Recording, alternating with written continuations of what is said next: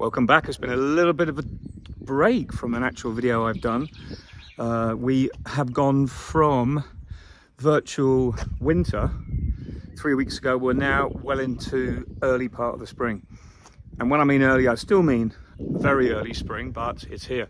Just look how much this hawthorn has greened up over the last few days, literally. No flowers yet, luckily, because that's, remember, the last thing that generally flowers around here before that spring dearth. But the bees have been really active. These two colonies that I have left here have done really well. They are bulking up. I've gave them some pollen sub just because I could do. You can see they're kicking it out the door quite nicely. They're both flying really well now. That's the paper, obviously, that I put on board.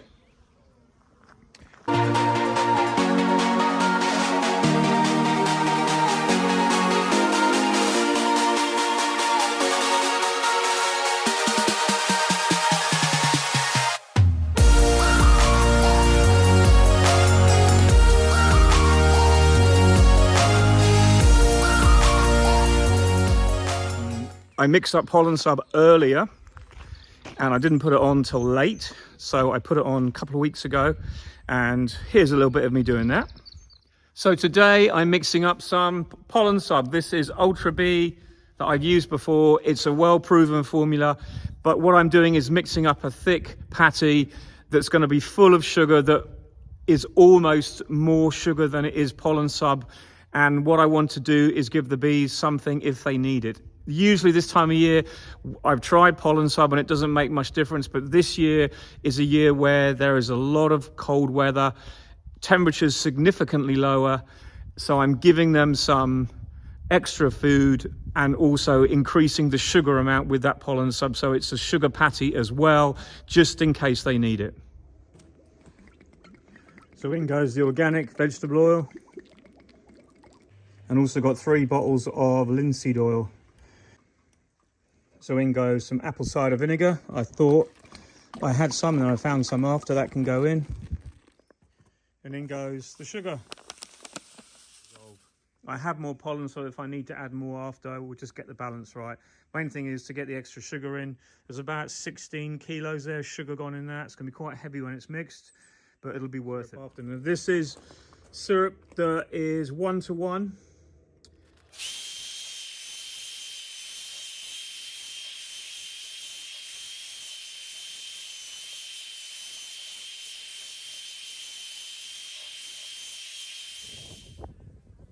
Well, they're on the pollen sub pretty well.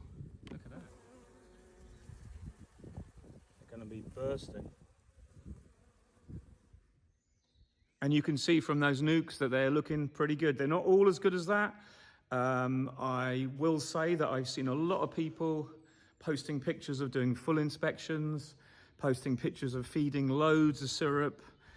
And I'm like, okay. First of all, I would really question doing full inspections this time of year. It's just not necessary. And if you damage that queen, you really are scuppered, because there is very few drones around at the moment. All the UK is only just starting to make drone brood. In France, we've got a little bit of drone brood, nearly capped from what I'm seeing people's videos. Regarding feeding, unless your colonies are like desperate, which I doubt it, because our scales have been going up a little bit and there's been some nectar coming in when the weather's been warm enough last week, there's no need to feed heavy syrups.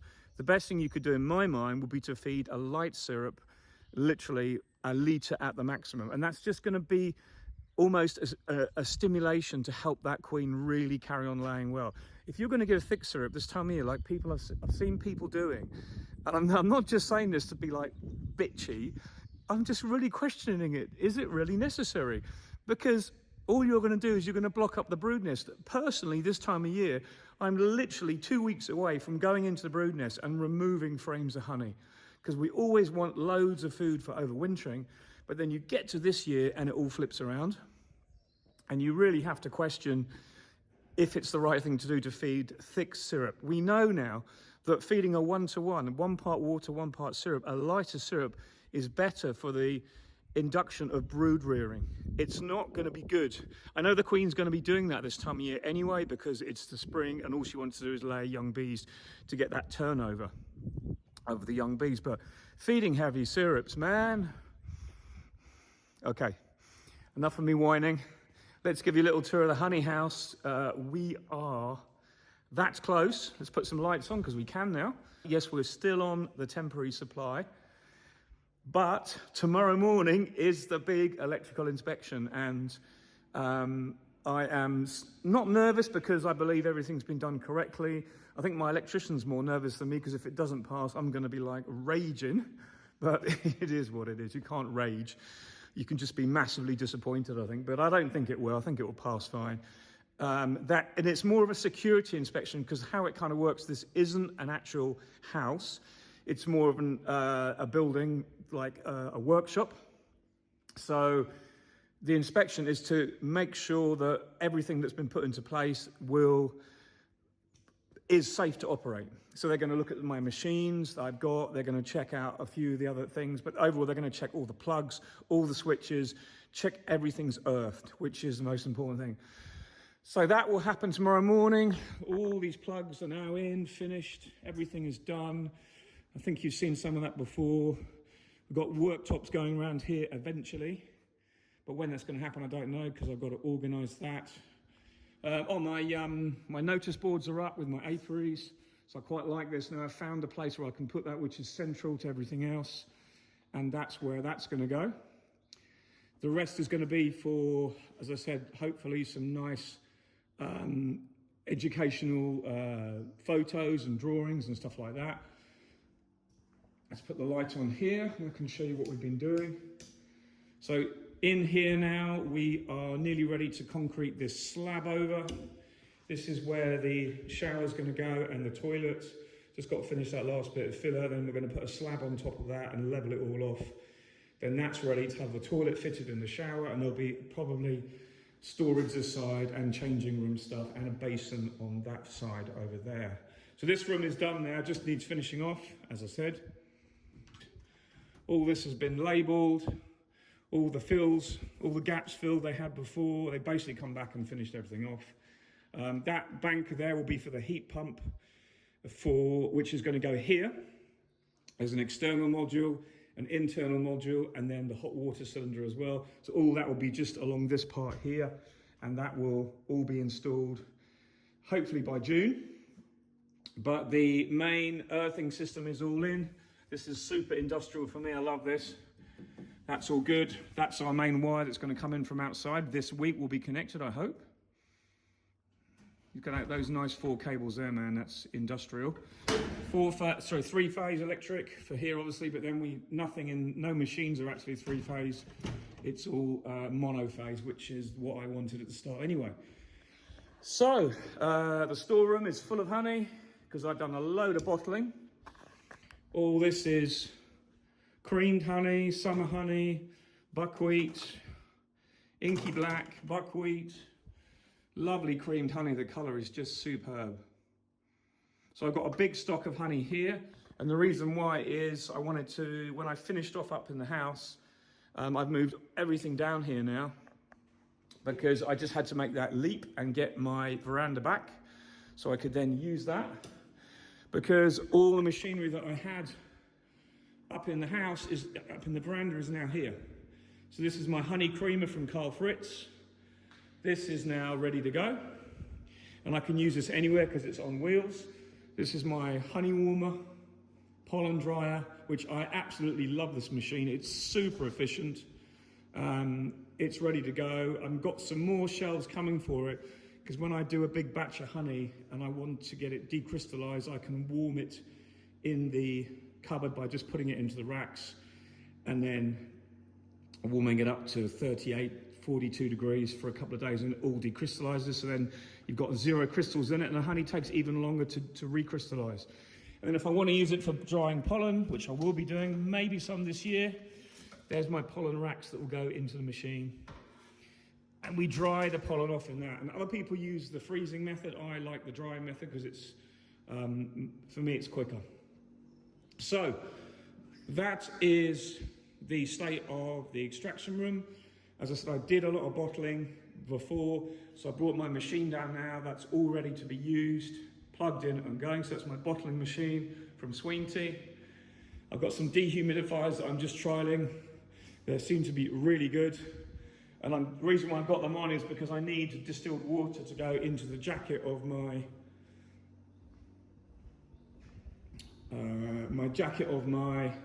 creamer, because it has a heated jacket. There you go, that's the heated jacket there. And it takes absolutely ages to fill up. It'll take me about 2 or 3 weeks of dehumidifying the air. It takes about 60 litres of water to fill that jacket, so it's huge. So the other thing that's been done is the shelving. We now have the shelving up, albeit temporary. I've got to bolt through now all this and fix it more solid because it's only on temporary screws. So I can't put any weight on it, but it is well fixed. I'm absolutely love that. Really good, really happy. And then in here, warming room, we have another 2 shelves, which I've just literally finished. It's bang on the money, the level is there. Look at that, I even got it spot on there. So these are more storage for here, but I bought all this shelving as a one-off purchase. And I was going to put 6 here, and I was going to put 2 in here, and it works out really well, because it will just be additional storage. I will put other shelves up as and when. But for the moment, I just wanted to get those up out the way, and they are now just ready to be finished, but they're not on the floor anymore, and this is clear.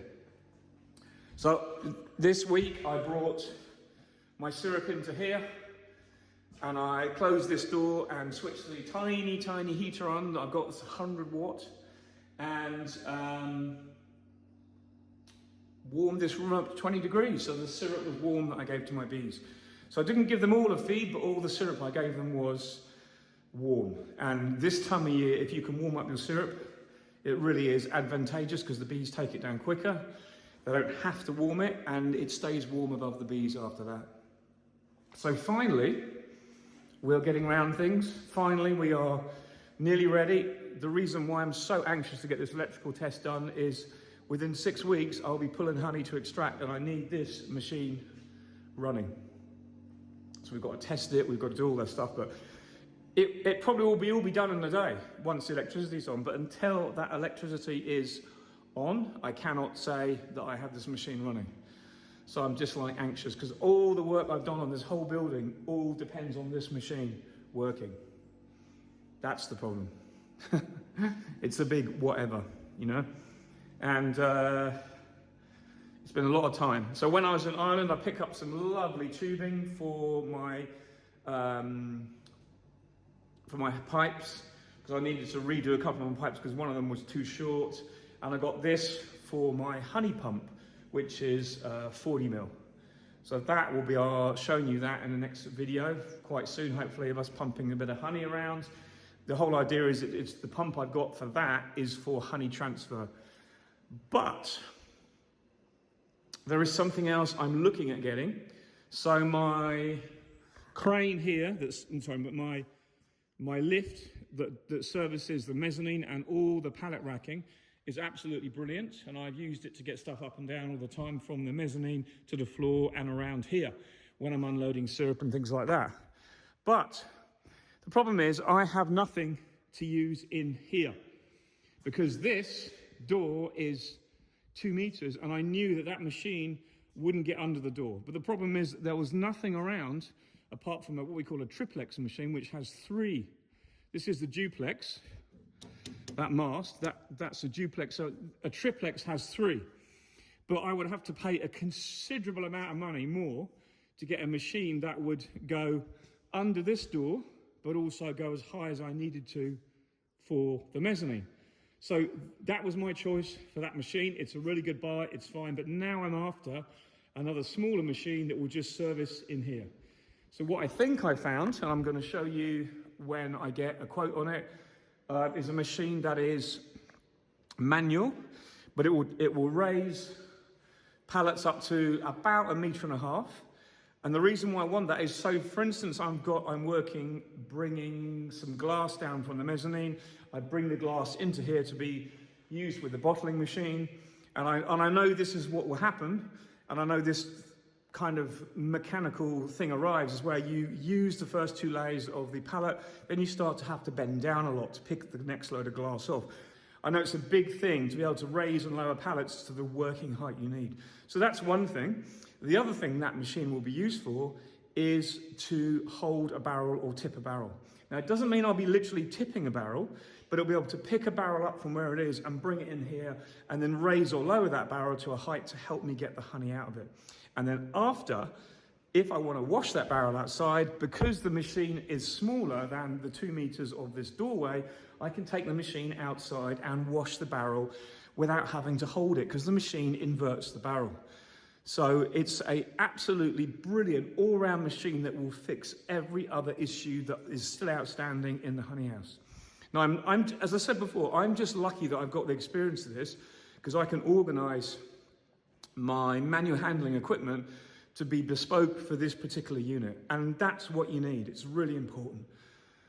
So when that is decided, I'll go through that with you, but it's just getting those last few things ironed out to make sure that you have everything in the right place. But as I said, because in literally 6 weeks' time, I'll need everything to be working in here. There's no water yet. That is also nearly just around the corner. After the inspection tomorrow, my plumber, who's also my electrician, will be then getting organised to come in and connect up the mains water. We're going to be put a temporary hot water supply in, but we couldn't do that anyway until we had the electricity. So now we'll have that, hopefully from this week, and then we'll be able to finish the last bits off. So I'll have hot water before the heat pump goes in. That'll be working, and I'll be able to wash stuff and have a tap outside that's hot and cold.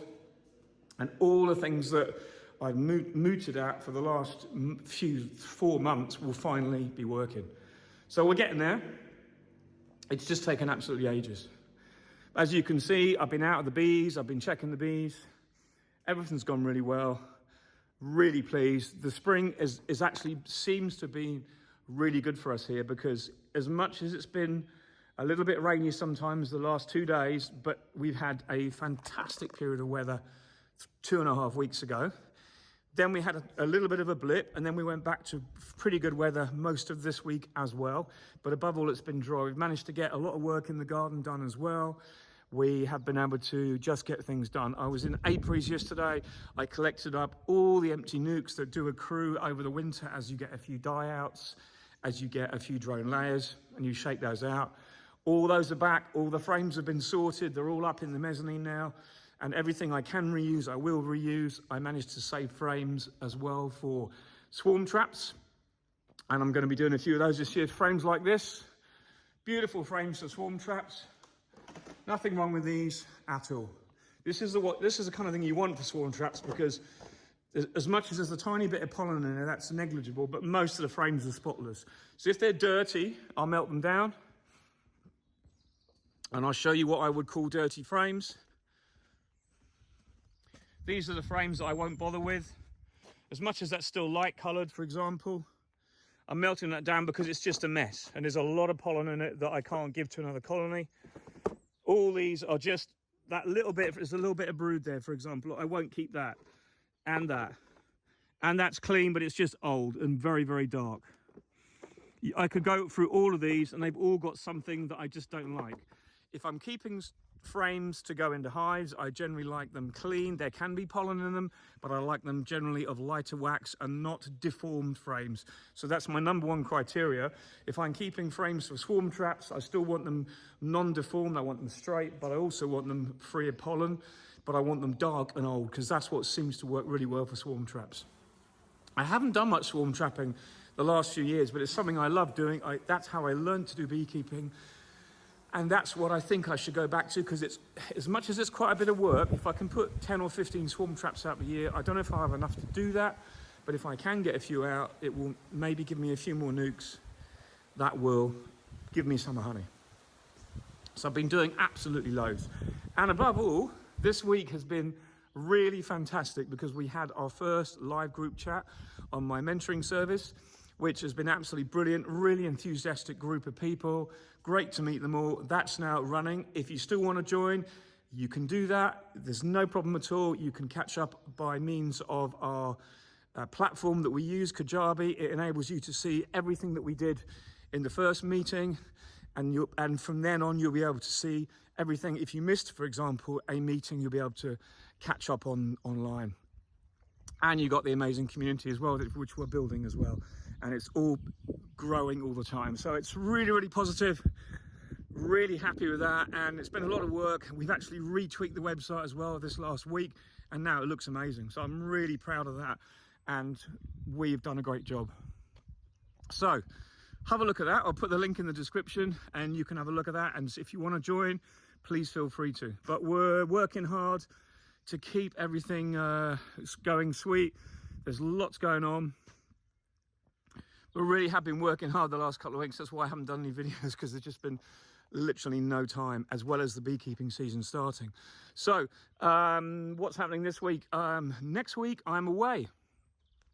So I'm this week getting as much done as I can. I'm already putting supers on, but I'm putting them on above a feeder, just like that, so that if the bees need to go up and they want space, they can. I will be back the week after, but I'm going to be away until the first few days of April, because I'm going to the BBKA Spring Convention. I've been invited to speak there. It's a complete honor on my part. It's going to be absolutely brilliant to meet a load of you there. Can't wait for that.